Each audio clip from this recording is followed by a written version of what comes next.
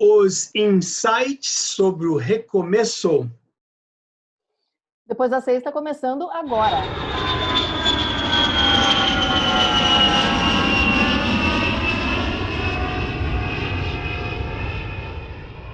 Ô, Gabi, eu tenho que confessar que você não chega nem a meus pés quando você chama o depois das 6, Gabi. Você eu também acho. sabe fazer o reloginho. Um dia eu vou fazer você fazer o reloginho, entendeu? Não. Que coisa! E o bom dia, boa tarde, boa noite também, que eu sempre vai esqueço. cair a audiência com esse teu depois das 6 morno. Vamos lá. Qual é o tema, Gabi?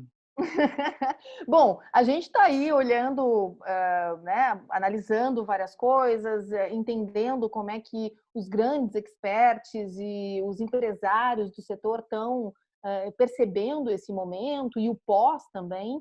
Então, a gente resolveu pegar algumas frases, alguns pensamentos e fazer uma análise rápida aqui. Então, cada um de nós vamos trazer 3 pensamentos dessas pessoas que estão pensando aí na nossa indústria e passar para vocês. Então, pode começar aí, Paulo. Qual é o teu primeiro insight? Quem falou? O que falou? O primeiro insight sobre o recomeço, ele vem do Jeff Balotti, que é o presidente da Wyndham Hotels and Resorts, que vem a ser a maior rede de franquias de hotéis do mundo.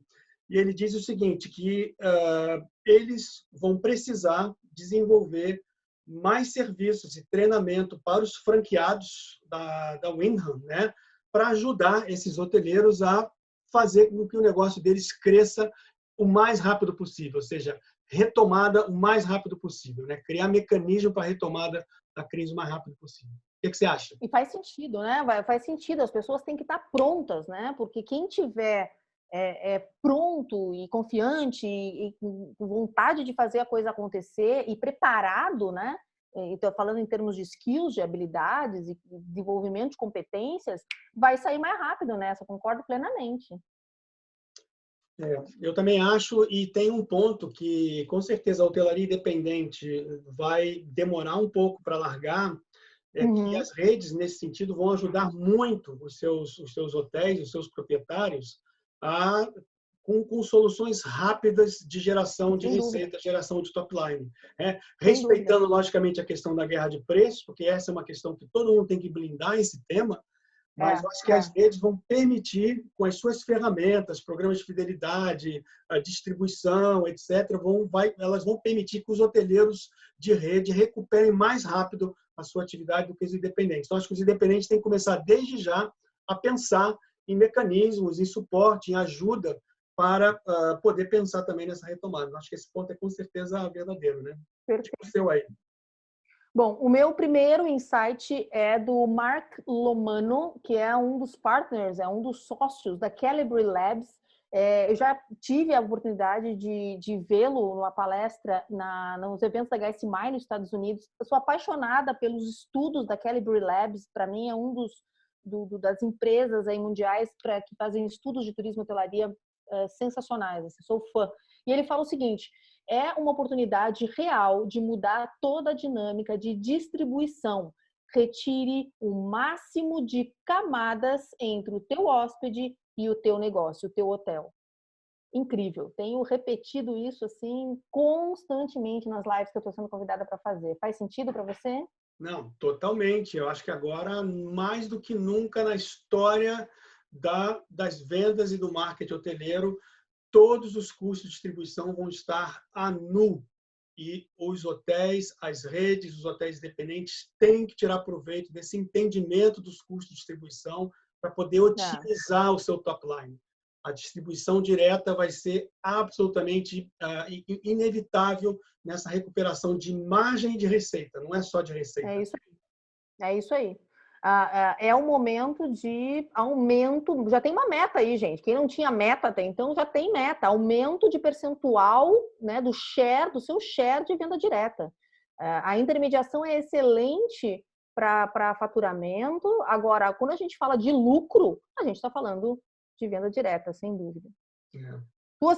Teu segundo insight. Bom, a outra interessante foi do Michael Doyle, que ele é o CEO da Warwick Hotels. E ele diz o seguinte, ele diz que no curto espaço de tempo, depois do recomeço, os hotéis vão ter que repensar todo o seu processo de F&B, né?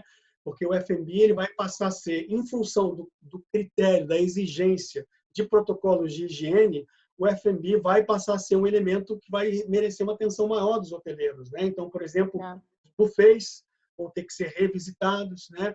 A maneira como você vai organizar o café da manhã vai ter que ser revisitado. E não adianta dizer, basta a gente fazer room service, porque não existe operação hoteleira que suporte um hotel de 100 apartamentos pedir room service num período de tempo de 1 hora, portanto, vão ter que pensar em outras alternativas, como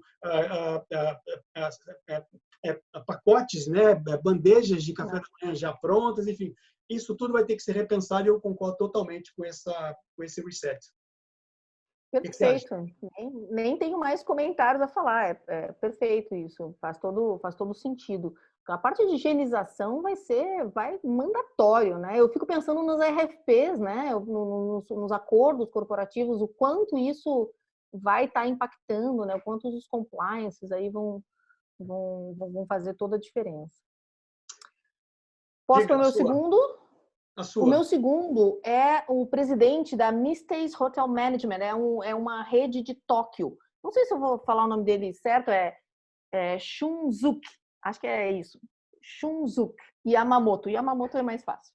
Ele fala o seguinte: precisamos diversificar nosso mix de segmentos mais do que fazíamos antes em praticamente todos os nossos hotéis. A demanda doméstica de negócios é relativamente resiliente. Agora, a entrada de viajantes de país para país vai ser mais lento. Então, o que ele está falando é começar a fazer, e também tenho falado isso e concordo plenamente, precificação, comunicação, estratégia, ou seja, é um mundo para cada segmento. E o segmento doméstico, que é o último a sair, o primeiro a voltar, você tem que definir estratégias e táticas específicas para esse, né? Porque a gente sabe que o internet vai ser doméstico, regional, nacional e internacional. Vai ser nessa ordem, né? Que as coisas estão se caminhando. Então, não dá para você simplesmente colocar aí uma estratégia, colocar para todo mundo, né? Eu tenho visto, vou dar um exemplo só para você comentar, eu quero te ouvir nisso. Por exemplo, hotéis estão colocando 50%, 60% de desconto até final do ano. E colocam em tudo, independente de ser tarifa privada ou tarifa pública, independente do canal que isso está sendo comunicado. Gente, segmentação é a base agora, daqui para frente, né? Sempre foi, agora mais ainda.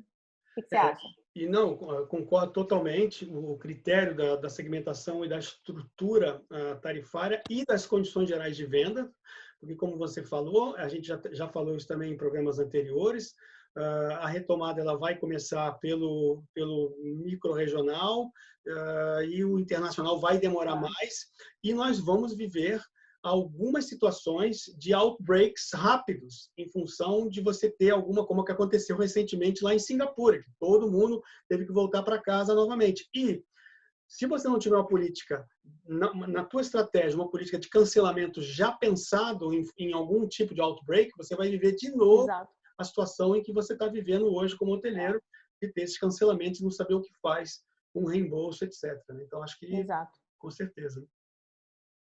Próximo teu, último Bom, teu. O meu último tem a ver um pouco, você inclusive já falou, que é o tema do Paul Leone, que é o CEO de um resort em Palm Beach, chamado The Breakers. Ele disse que nós vamos concentrar muita atenção nos aspectos que envolvem higiene, né? Ou seja, mesmo as redes, né? Agora estou falando das redes, não estou falando dos hotéis independentes, mesmo as redes tendo protocolos de altíssimo nível em relação à higienização, isso vai elevar ainda mais a exigência dos clientes, das empresas, dos governos, das autoridades sanitárias, vão ser ainda maiores em relação aos protocolos atuais. E aí eu costumo brincar, né? Antigamente era location, location, location. Na nova era vai ser hygienization, hygienization, hygienization. Boa, né? Limpeza e você aprendendo a comunicar, né? O que você está fazendo em termos de limpeza. É que nem a segurança, né? Um tempo atrás que a gente aprendeu a comunicar isso nos acordos corporativos e tudo mais. Muito bom, perfeito, sem comentários. Isso aí não tem nem o que discutir. E a sua? Minha última é do Steve Kirby. Ele é diretor-geral da Mumford Co. E olha que interessante, o nome é uma consultoria hoteleira lá de fora e eles se colocam como Trusted Hotel Advisors. Você lembra que nós falamos sobre Trusted Advisor no nosso vídeo do futuro de vendas? Esse conceito, né? Que a gente concordou que realmente esse é o nome. A gente tem que achar um nome aí para botar no português, né? Um consultor de confiança, não sei como é que a gente vai traduzir. Seu amigo consultor. Boa. Bom, o que ele fala é o seguinte: fique mais perto dos seus hóspedes com estadias frequentes. Resumo, meu amigo, aqueles hóspedes fiéis, aqueles clientes, né, frequentes, aquelas contas, né, aqueles parceiros que realmente são parceiros, né, não é aquele que te procura só na alta temporada pedindo desconto, aqueles que realmente você consegue entender o fluxo de demanda, que você consegue definir uma estratégia, enfim, esses são o insight da retomada, esses são as pessoas que vão começar a aliviar o teu fluxo de caixa no início. Cuide dessas pessoas. É isso aí. Sem comentários. Muito bem. Vamos às dicas? Vamos às dicas. O que você tem de dica nesse programa? Vamos voltar para o livro, né?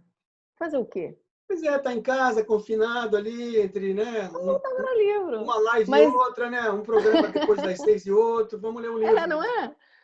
Vamos voltar para livro, mas dessa vez é livro para nós pensarmos sobre o momento. Não é um livro de negócios, é livro para a gente refletir. Está todo mundo, acredito eu, refletindo sobre o momento, né? O que a gente está passando por isso, o que a gente pode aprender com isso.